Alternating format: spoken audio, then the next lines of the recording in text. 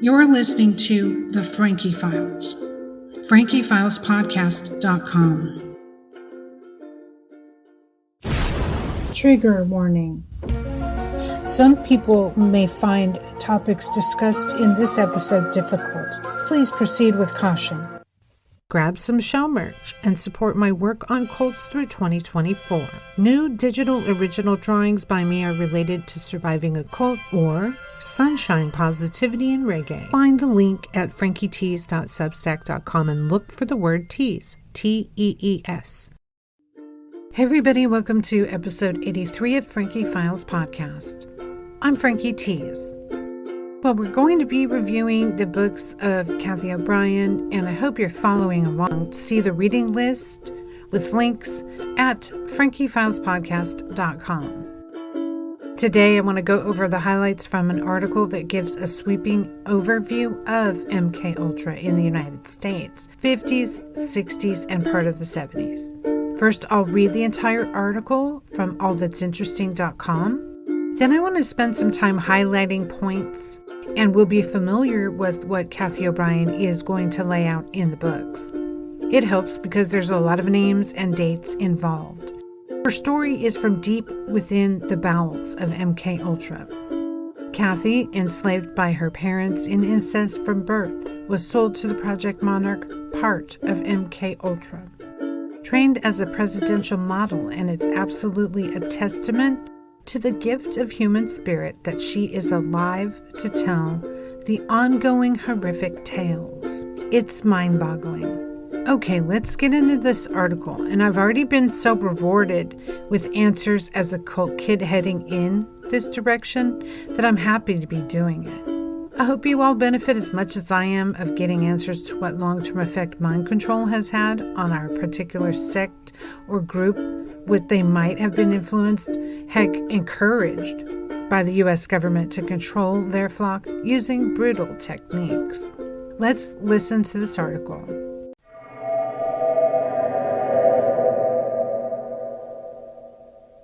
What was MKUltra? The CIA's top-secret Cold War research program, by Katie Serena, edited by Adam Farley. During the 50s and 60s, the CIA used brainwashing, hypnosis, and torture on thousands of subjects brutalized by the infamous Project MKUltra experiments. Though they may sound like science fiction, and though the CIA tried to deny them for years, the mind control experiments of Project MKUltra were all too real. For more than a decade, at the height of the Cold War, CIA researchers abused helpless subjects in some of the most disturbing experiments in history. Convinced that the Soviet Union had developed mind control capabilities, the CIA tried to do the same with MKUltra starting in 1953. What followed was an expansive program undertaken across 80 institutions, universities, and hospitals. Each one carried out torturous experiments including electrocution, verbal and sexual abuse, and dosing subjects with massive quantities of LSD. What's more, these experiments often used unwitting subjects who were left with permanent psychological damage. Unsurprisingly, the CIA conducted the project with the utmost secrecy, even giving it multiple code names. And when it finally ended in the 70s, most of the records pertaining to it were destroyed on the orders of the CIA director himself. That is, all but a small misfiled cache accidentally left intact. Eventually, those documents and several documents investigations helped bring the project to light. Today, the public even has access to some 20,000 documents concerning Project MKUltra's mind control experiments. But even this provides only a small window into what is perhaps one of the largest and most heinous government programs and cover-ups in American history. The birth of MKUltra at the height of the Cold War. A document is shown. Proposal. It is proposed to continue research on problems critical to a clarification of the fundamental aspects of the stimulus-response relationship in biological systems. Studies will be conducted utilizing chronic animal preparations with the permanent septal electrodes. Investigations will be conducted utilizing chronic electrode preparations coupled with selected classical types of conditioning. Studies will be conducted on the geographic of the brain in selected species of animals to determine the locus in which stimulus will produce specific reactions. A careful literature survey, especially of the Russian literature of foreign research in this area, will be conducted. Released December 1954.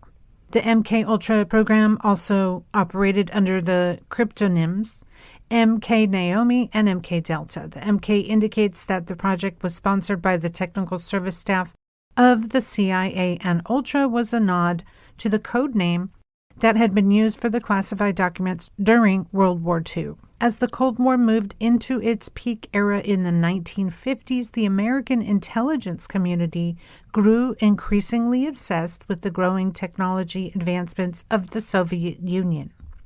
The U.S. government feared in particular that it was already falling behind the Soviet Union in regard to novel interrogation techniques. Reports during the Korean War, which later proved erroneous, suggested that North Korean and Soviet forces had developed mind control capabilities, and the U.S. couldn't let them have that advantage.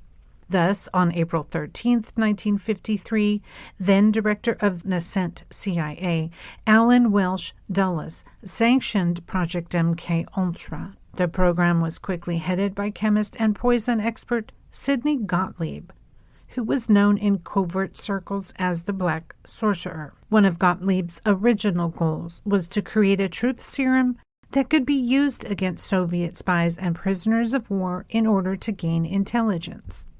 Unsurprisingly, perhaps, generating a truth serum proved difficult.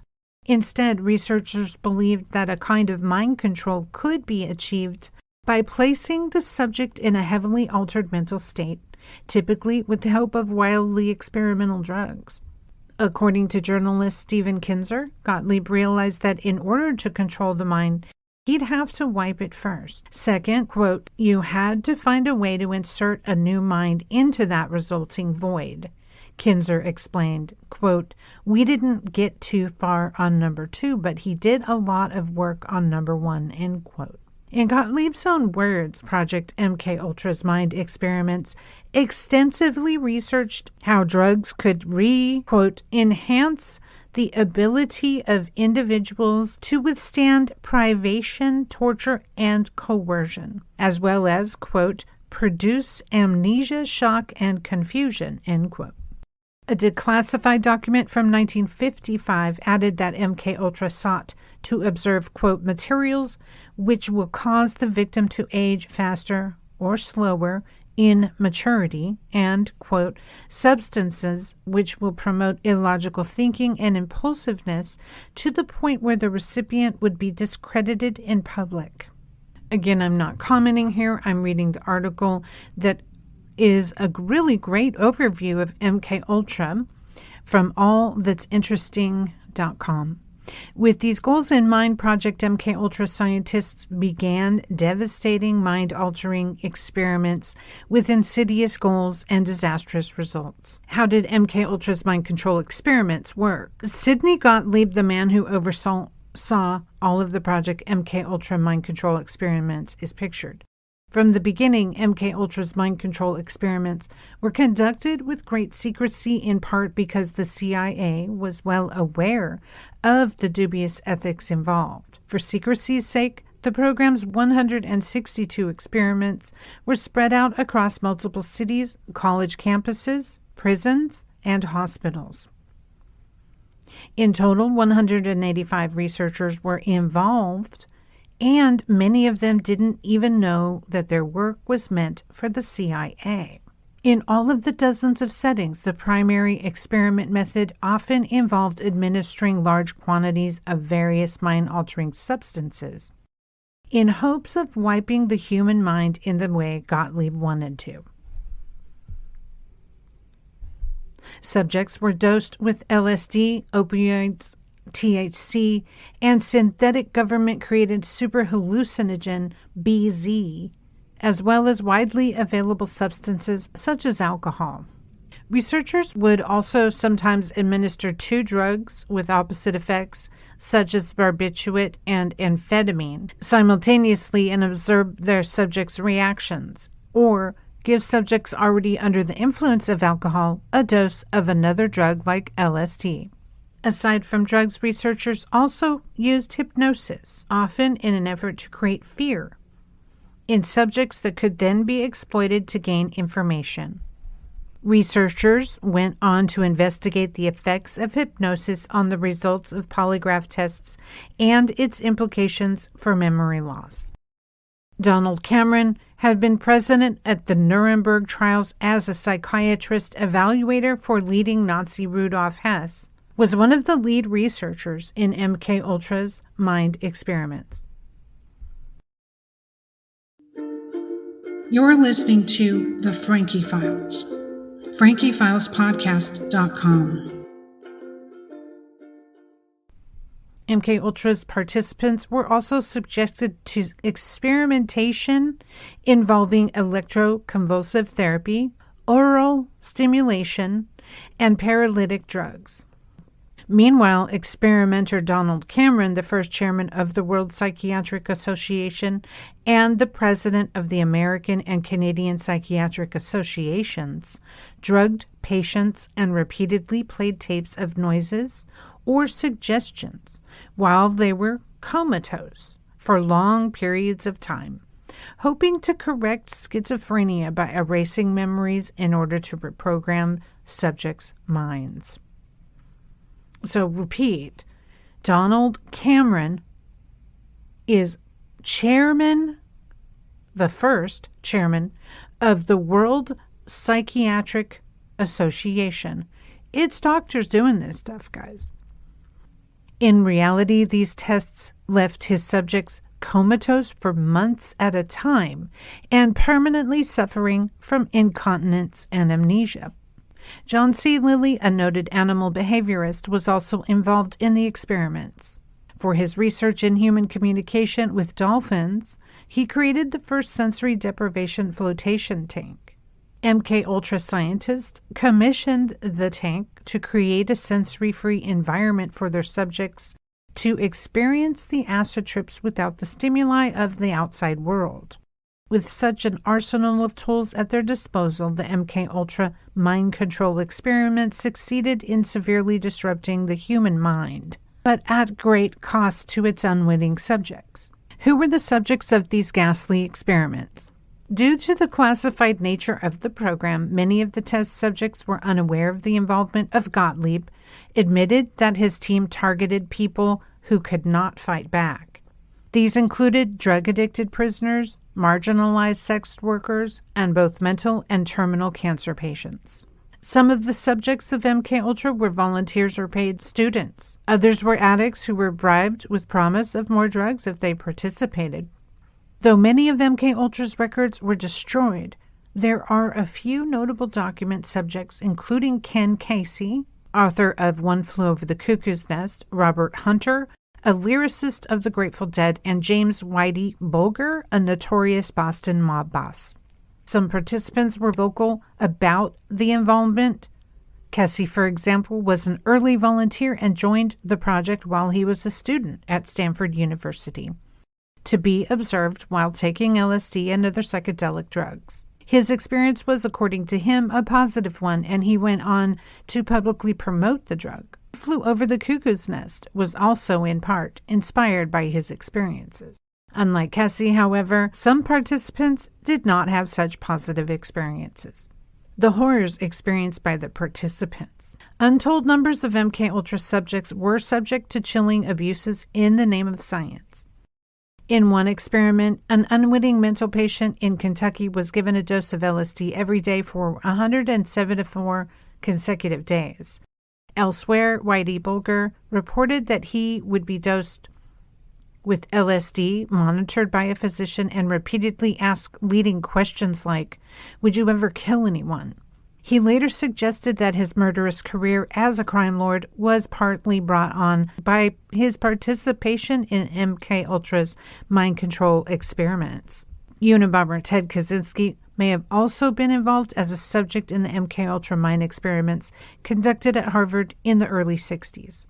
Another undocumented but suspected participant was the infamous Charles Manson, convicted of ordering a string of brutal Los Angeles murders that shocked the nation in 1969.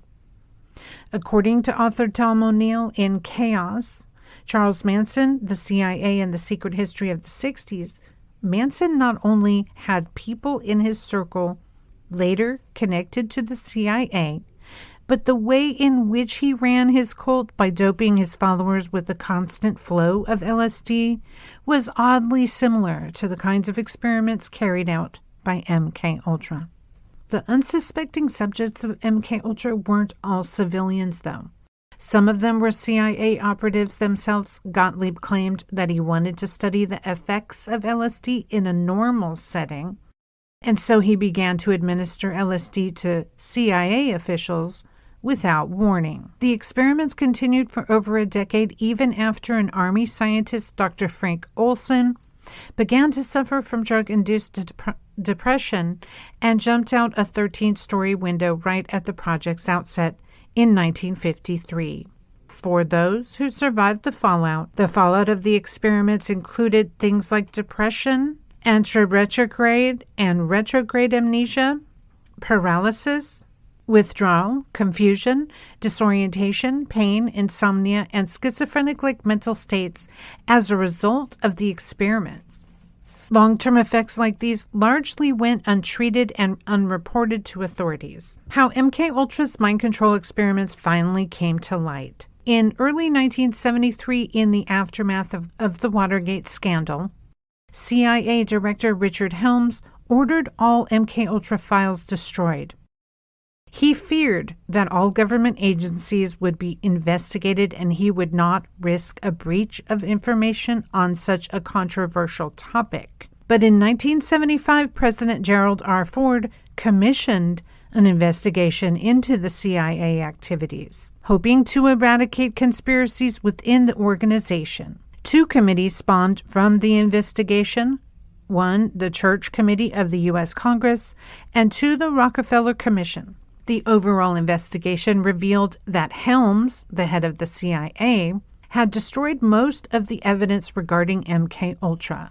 But that same year, a collection of 8,000 documents were discovered in a financial records building and later released under a Freedom of Information Act request in 1977. And on this article at ATI, there's a link to those 8,000 documents, or an article about them.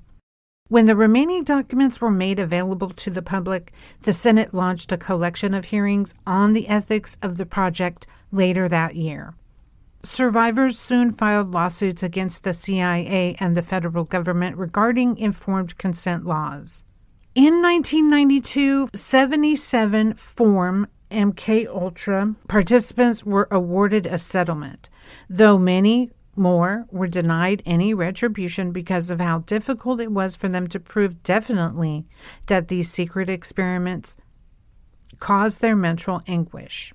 In 2018, the families of a group of ex-patients filed a class action lawsuit against the provincial and federal governments of Canada for the experiments Dr. Cameron ran on their loved ones in the 60s. Since the documents were revealed, countless shows and movies have been inspired by Project MKUltra's mind control experiments, most notably The Men Who Stare at Goats, the Jason Bourne series, and Stranger Things. The government does not deny that the MKUltra experiments took place, but most of what transpired remains a mystery. It has admitted that the experiments took place across 80 institutions and often an unwitting subjects. But most of the discussion around the experiments today comes from conspiracy theorists. Here's where they start to do the propaganda. Okay. The CIA is adamant that the experiments ceased in 1963 and that all related experiments were abandoned. Due to the destruction of records, the secrecy surrounding the project, and its various ever-changing code names, conspiracy theorists aren't so sure. Some of them even believe that the experiments are still taking place today. There is, of course, no way to be sure.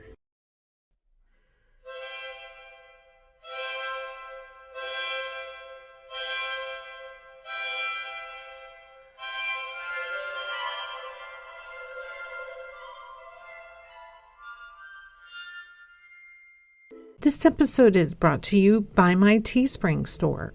Just find the link at frankietees.substack.com and look for the word tease, T-E-E-S. I'm now on Teespring and Printify. There you'll find the links. Grab some show merch and support my work on cults through 2024. New digital original drawings by me are related to surviving a cult or sunshine, positivity, and reggae, with some whimsy thrown in for good measure. See Frankie Tees on TikTok and follow the free coloring download project too. It's survivor therapy, so yeah, get a tea from Frankie Tees, T-E-E-S. So to start out, they say the following abuse was used for mind control: electrocution, verbal abuse, sexual abuse, and mass dose of LSD. This is important because the government and the Nazi doctors and the fascists from Italy realized that this is the stuff that was helping with mind control. Keeping someone in an altered state with drugs is one of the great means of control. So their goal in recovering the 1954 memo said they want to compete with where they thought Russia was and the stimulus response conditioning. Using animals and then graduating to human in Nazi Germany, they are focused on how to make people do things involuntarily against their will. That's the entire goal. Whether like a truth serum, a sex slave, whatever. That was their goal. In 1953, the 80 different locations were involved, and those are just what was documented. Who knows what else? And how many other locations are not named. An emphasis that they say there are very few knew they were contracted with the CIA. It was hidden as subcontracting, sort of like how they got the Iraq War done. Without U.S. military rules, they used a contractor, Blackwater. Gottlieb ran it, so they say, way too much. A major Nazi doctor. Let's have a quick overview about Gottlieb. Referencing Behind the Bastards podcast on the CIA trying to take free will of the American people episode, they say Gottlieb was a poison expert. The CIA were collecting Nazi doctors, and Walter Schreiber was one of them. He was studying how to use hallucination in battle and had done research on anthrax at death camps. Gottlieb was working to create a drug that would make soldiers take torture, privation, and shock better. They wanted to design drugs that make someone discredited in public by their own behavior. What drugs did they use? Mass quantities of LSD, THC, that's marijuana, opioids, and they made up a drug called BZ, severe hallucination. It's noted that large quantities of alcohol also would aid in coercion and mind control. Frat boys know this. Gottlieb was a mass influence, straight from the death camps and all the horrific experiments. But Donald Cameron was in the mix. Astonishingly, his being a witness expert testimony in the Nazi trials for Hess, that's how he was recruited into the CIA mind control government experiments.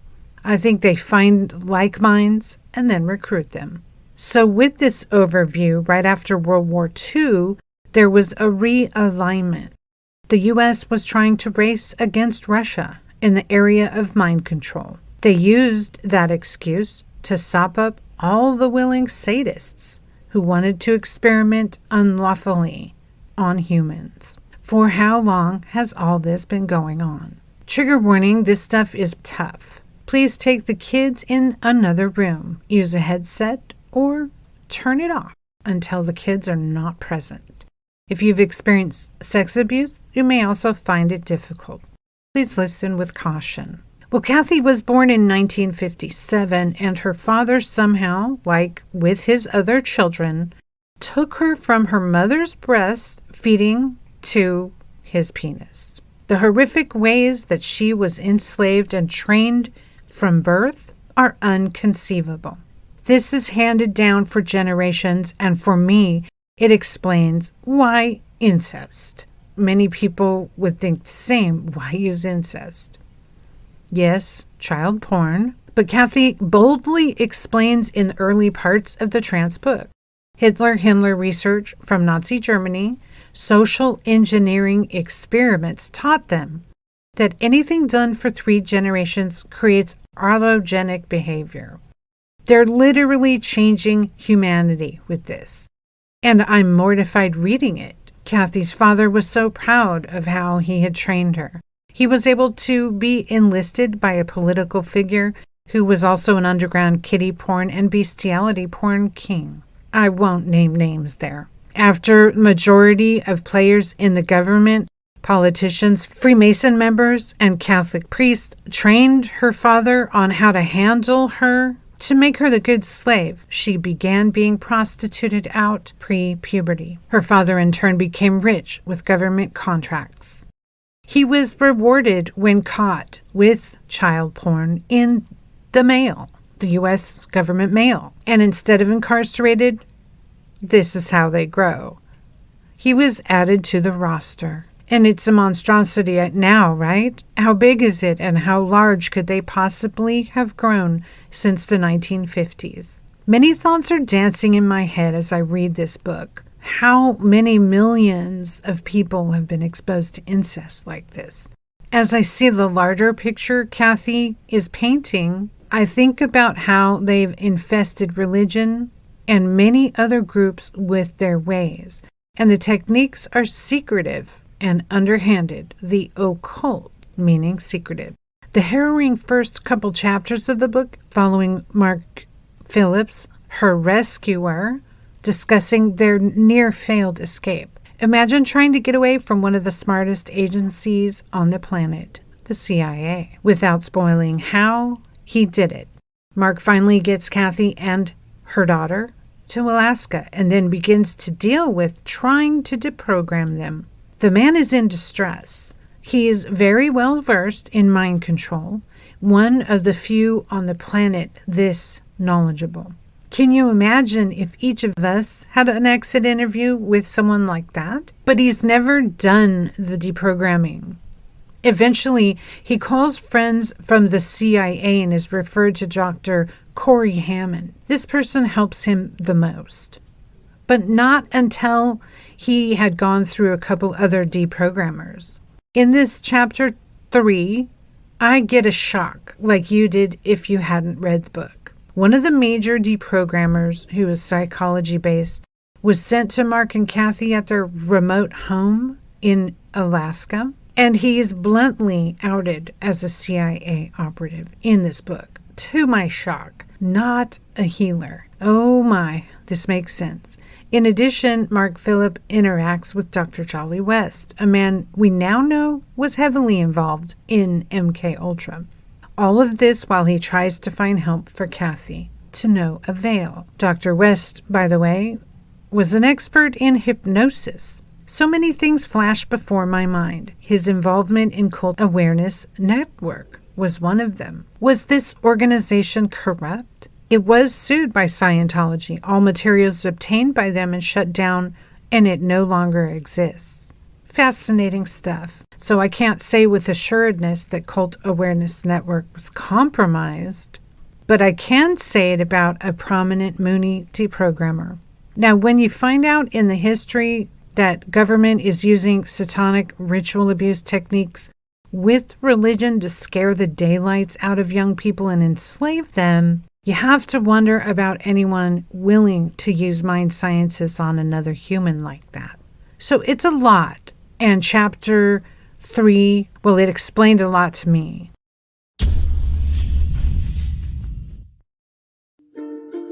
You're listening to The Frankie Files. FrankieFilesPodcast.com. Let me do the spin-off now. When I started Frankie Files Podcast, I did a live weekly recording on Reddit. They offered us to stream from our profiles. I did, and the thing went pretty well attended. Little did I understand what was going on in these spaces, how infiltrated with spies they were. They want to know who's speaking out about cults and mind sciences. The government doesn't want people who are anti-psych or anti-mind control talking about how to spot it and our survival experiences, talking about anything other than go to a therapist to get medication. I mean, I think it's about being awake. The government is definitely heavily monitoring Reddit for multiple reasons. Little did I understand that. So while I had to stream from my profile, the format changed after I got everything all set up, not too long after, where you had to have a group to do the live streams. Sticking with the live streams, I created a group, which I will not name. Oh, so tempted. I took the same moderator that was helping me with the other show on my profile and enabled him to moderate the group. Some stuff happened without going into all these details. In the ensuing months, I was handled quite harshly by one stirring many into slanderous campaigns. My live talks were undermined by this moderator. I had met him on Reddit, and I'd never met him in real life. This is how they slap you. He made an incredible attempt to smear my name, smear the show, say that I didn't know how to treat survivors, loop others in that knew me to this lie, to the point where every single post on Reddit was met with nasty intent towards me, making it hurt every time I post. That was their goal. Despite that, things were accomplished. I was hacked, files disappeared, people made things up and tried to light a fire around my name. Luckily, some of my social media has a thick base, which comes to me pre-cult work when I covered Vegas shows. They know that's not anything I would do and didn't react or unfollow me. Realizing I was outnumbered and outsmeared, I left Reddit. And I never even got to straighten out the story. But I didn't leave until reading more about how the government is using social media to intensely monitor our every hashtag and keyword. Yeah, now I'm putting it together. I started this whole thing thinking I was just speaking against a cult in Long Beach, which has survived 50 years despite molesting me and my twin sister.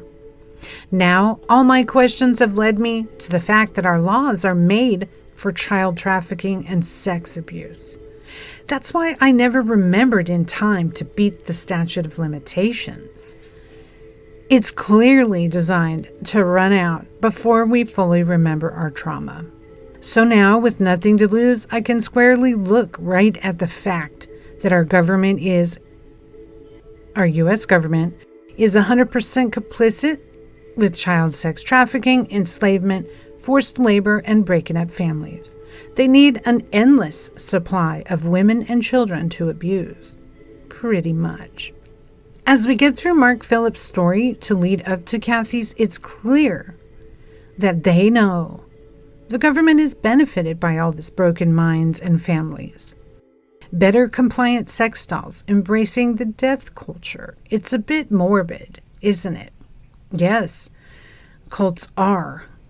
The relationship between Dr. West, Margaret Singer, and famed Mooney deprogrammer is revealed in the book as completely sinister, and it was exposed in the 70s that now deceased Dr. West's involvement was deep in MK Ultra. More important to me was that the famed Mooney deprogrammer gave no heed to the privacy of MK Ultra victim Cathy O'Brien. Well, he's no healer then. Stunning stuff. So moving forward, Wayne Cox, the CIA serial killer, the man who, quote, handled Cathy, more accurately tortured her to train her for the highest level politicians in the White House, had programmed her to die using hypnosleep. Mark reveals in the book that as he's rescuing her, he's literally trying to keep her alive. That's a life and death matter, which was not respected by this so-called deprogrammer. It's in the book, chapter 3. I sure had trouble moving forward there, but eventually I did, and I am going to now. It just got confirmed for me that the longest burning question is going to get answered. The government is involved in cults, and our being traumatized by cults makes us compliant members of society. Okay. The memory recovery Mark ran on Cathy via instructions from Dr. Hammond involved writing, journaling memories without relating emotions about them. This was ensuring the accuracy of the memory. She was to view the memories on a mind movie screen. He had taught her that. He taught her how to trance herself more accurate than guided memory, which influences the person's memory, contaminating it. She wasn't to listen to TV or read until they were done because she had so little worldly exposure with other memories that the White House and senator memories and sadists who used her behind closed doors were all pure memory. As Mark puts it, Cathy had experienced a lifetime of information control. Now, those of you listening out of Mormon, Jehovah's Witness, Scientology, other extreme beliefs, you understand what information control is. A lot of people listening might not.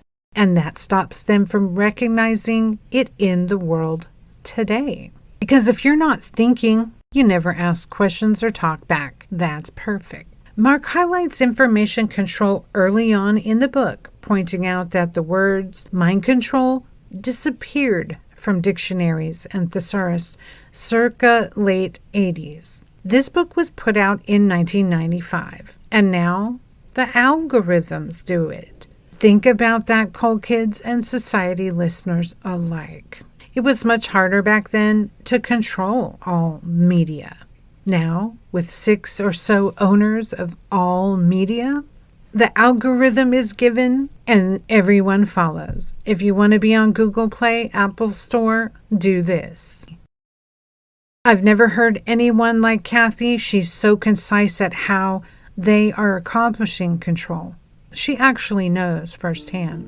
And we're getting into that and her chapters, starting with part 2 of Transformation of America, the true life story of a mind control slave.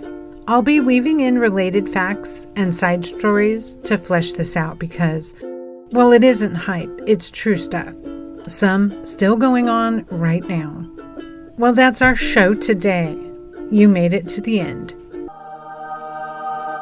Can you take a minute to like, share, rate, and follow the show where you listen, especially on Spotify and Apple? We're on Google, Pandora, YouTube, Acast, and all other apps with the RSS feed. You can also donate to the free show via PayPal. The link is in the show notes. Thanks for listening to Frankie Files Podcast, and keep critical thinking. Grab some show merch and support my work on cults through 2024.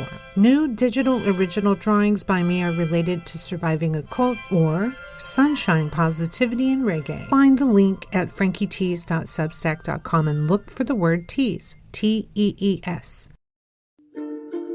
You're listening to The Frankie Files. FrankieFilesPodcast.com.